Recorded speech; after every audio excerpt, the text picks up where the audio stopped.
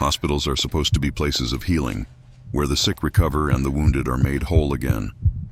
But when the lights dim and the hallways fall silent, those same places feel like something else entirely. I used to work the night shift at St. Augustine's Hospital, a small aging facility on the edge of town. Most nights were quiet, too quiet. The kind of quiet that makes your ears ring and your heartbeat sound louder than it should. The halls seemed to stretch on forever, the floors gleaming under flickering fluorescent lights. The air always carried that sharp mix of antiseptic and metal. At first it made me feel like things were clean, sterile, safe. But after a while that smell changed. It started to smell rotten, like something was decaying beneath the surface of all that bleach and polish. It began about 2 weeks into my shift rotation.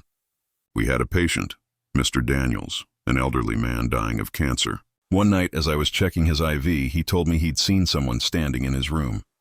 "She's here again," he whispered, his voice trembling. "The one in the gown, standing by the door." I looked over my shoulder, but the doorway was empty. I told him he must have been dreaming, but he just shook his head.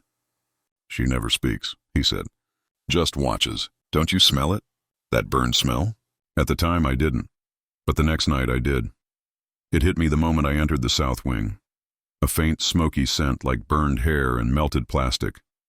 The thing is, that wing was supposed to be closed. They'd shut it down years ago after a fire destroyed part of the second floor.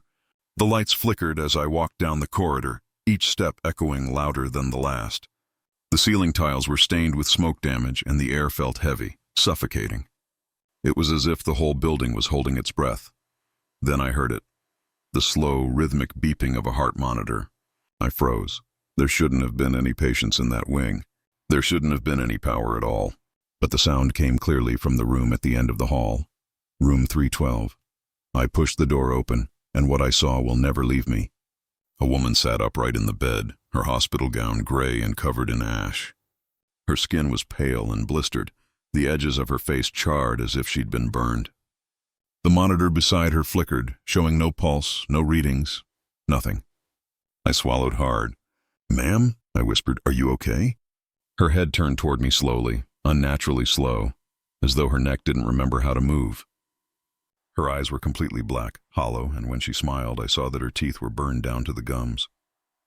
"You shouldn't be here," she whispered, her voice distorted, like it came from somewhere deep underwater.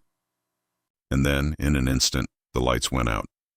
When I came to, I was lying on a gurney in the ER. They said they'd found me unconscious in the old wing. No one believed me when I told them what I saw. They said there was no room 312 anymore, that it had been sealed off after the fire 15 years ago. The patient who died there was a woman named Sarah Delaney. She'd been trapped during the evacuation, burned alive when the oxygen tanks exploded. I quit my job the next day. But before I left, I went back to grab my things from my locker.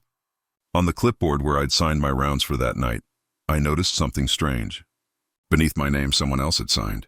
The ink was gray and smudged like ash. The name was written in shaky letters, Sarah Delaney. I don't work in hospitals anymore. But sometimes late at night, when I drive past one, I catch a faint smell of smoke in the air. And every time, I wonder if she's still there, watching the night shift, waiting for someone else to wander into her room. Because hospitals heal the living, but some patients, it seems, never get discharged.